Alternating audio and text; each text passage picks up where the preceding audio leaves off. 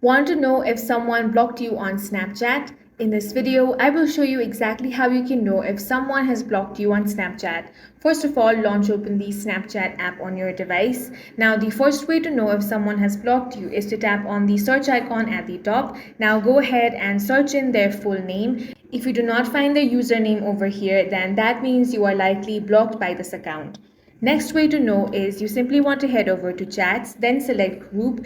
Now open your group chat, then head over to the group info. Now scroll down. Here in group members, tap on the add option, and if you're not able to add them as your friend, then that means that account has blocked you.